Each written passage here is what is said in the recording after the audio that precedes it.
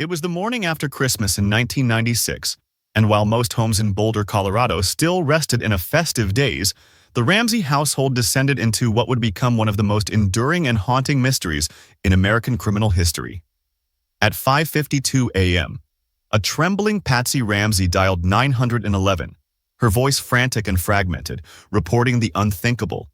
Her 6-year-old daughter JonBenet was missing, and in her hand, she held a strange, chilling ransom note demanding exactly $118,000 for the child's safe return.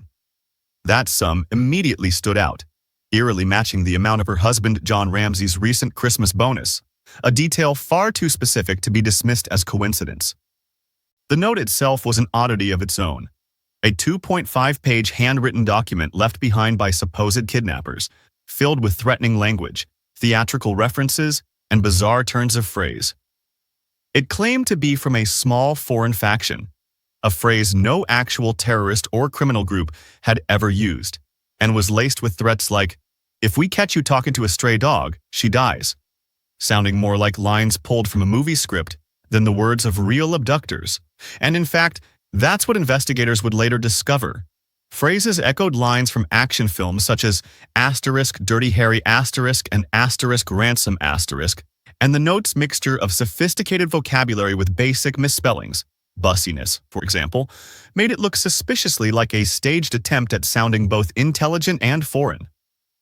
Adding to the strangeness, the note had been written using Patsy's own notepad and pen, suggesting not only premeditation, but that the author had time and privacy inside the home to write and even practice before finalizing it. Yet, despite all this, the house wasn't immediately sealed as a crime scene. Officers arrived and treated it like a missing persons case instead of a potential homicide or kidnapping scene. Friends, neighbors, and even a family pastor were allowed to roam freely through the 7,000 square foot home, contaminating potential evidence. The officers didn't separate John and Patsy to get individual accounts. They didn't do a complete top-to-bottom search of the house immediately. Crucially, they didn't search the basement. For hours, JonBenet was considered missing, until, in a move that has baffled experts ever since, John Ramsey himself discovered her body just after 1 p.m. in a windowless basement room, often referred to as the wine cellar. He lifted her body, breaking potential evidence, carried her upstairs, and placed her on the floor. JonBenet's corpse told a horrific story. A garrote made from a broken paintbrush handle and nylon cord was tightly wrapped around her neck. Her wrists were loosely bound above her head. Duct tape was found on her mouth. Her white nightgown was lifted, her underwear soiled, and there were signs of vaginal trauma, some investigators would argue consistent with prior abuse. A heavy blunt force injury had cracked her skull open nearly 8 inches. But here's the chilling twist. The autopsy revealed JonBenet was still alive, unconscious perhaps, when she was strangled. That meant her death wasn't instantaneous. It was slow, deliberate, terrifying. She had eaten pineapple shortly before death, yet her parents said they never gave her any. A bowl of pineapple sat on the kitchen table with Burke Ramsey's fingerprints on it, raising questions about what happened in the kitchen that night. The more investigators looked, the stranger it all seemed. There were no signs of forced entry. The snow outside the windows was undisturbed. No footprints. Yet the family claimed that a basement window had been broken previously and might have been an access point. But no forensic evidence of an intruder was found. No dirt, no broken glass footprints, no sign of escape. And still, DNA evidence would throw a wrench into every conclusion. Years later, forensic analysis found unidentified male DNA on JonBenet's underwear and long johns. DNA that didn't match any family member, any friend, or anyone in the National Criminal Database. That should have exonerated the Ramseys, but it didn't. Some experts argued it could have been transfer DNA, residue from manufacturing or packaging. Others saw it as the most vital clue, proof of a real intruder. The inconsistencies multiplied. A rope was found near JonBenet's bedroom but never tested. A stun gun may have been used, though not everyone agreed on the markings. Police behavior at the scene and in the following hours became a textbook of what not to do in a homicide case. In the years to follow, the spotlight turned white-hot on the Ramseys themselves.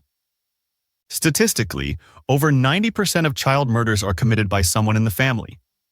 Patsy's pageant world, where John Bonet was dressed up in elaborate costumes and made up like a miniature adult, invited uncomfortable scrutiny and harsh media judgment. Why were they so poised in interviews? Why did John book a flight to Atlanta hours after the body was found? Why would a mother of a missing child spend time composing a lengthy ransom note instead of searching for her daughter? The ransom note's style and language were so idiosyncratic that many linguists believed it to be written by a woman. Handwriting analysts excluded John Ramsey as the author but couldn't rule out Patsy, leaving a cloud of suspicion that never lifted.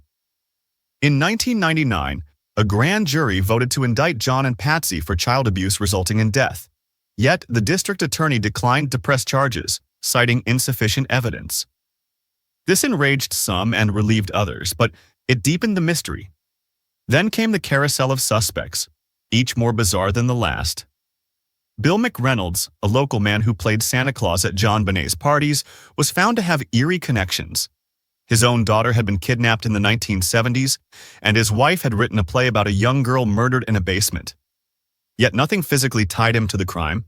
Gary Oliva, a known pedophile, had photos of John Bonet in his possession when arrested in 2016 and allegedly confessed to harming a little girl to a friend, yet his DNA didn't match.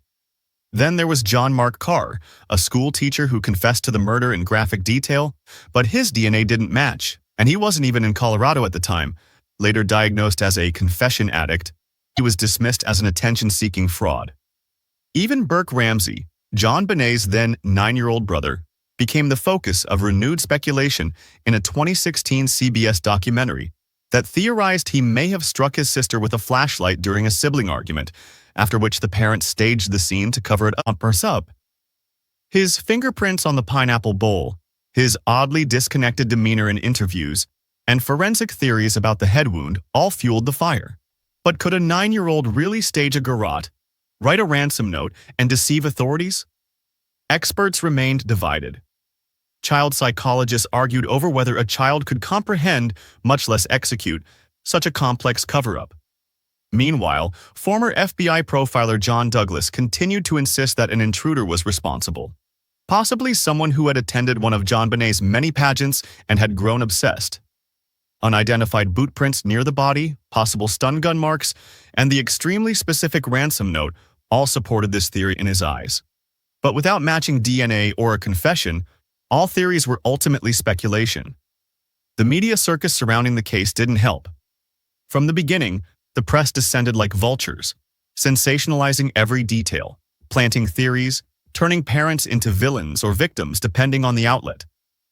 The public was whipped into a frenzy by photos of John Bonet in her pageant outfits, images some considered exploitative, others heartbreaking.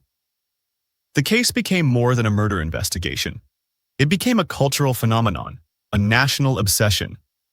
Documentaries, books, reenactments, and endless tabloid covers followed. Yet every new lead faded. Every new theory hit a wall. Prosecutors, burned by the O.J. Simpson trial and terrified of another high-profile failure, played it safe. They wouldn't indict without a slam-dunk case. The Boulder Police Department, lacking experience in homicides, made early mistakes that were impossible to undo. The house was compromised. The timeline was muddied. Evidence was mismanaged. As the years passed, key figures died. Patsy Ramsey of cancer in 2006, others from old age. And still the case lingered like a ghost, unsolved and unsettling. In online forums, amateur sleuths still pore over the ransom note word by word. In true crime circles, John Bonet's name is invoked as shorthand for unsolved tragedy. And in Boulder, the house where it all happened has been bought and sold multiple times, its history both inescapable and unspoken. Even today, nearly 3 decades later, there is no arrest, no confession, no clear answer, only shadows, only questions. Who could have written such a ransom note? Why did it match John Ramsey's bonus? Why was John Bonet hidden in a room police had passed repeatedly? Why no footprints in the snow? Was it an inside job? A botched kidnapping? A jealous intruder? The truth lies buried beneath layers of contamination, silence, and media noise. And unless someone talks, someone who knows and has never told, The murder of John Benet Ramsey may remain what it is now. A cold case preserved in amber, frozen in time, chilling in its detail, and unforgettable in its grief. A tragic portrait of a little girl, frozen in pageant smiles and Christmas memories, forever trapped between innocence and horror.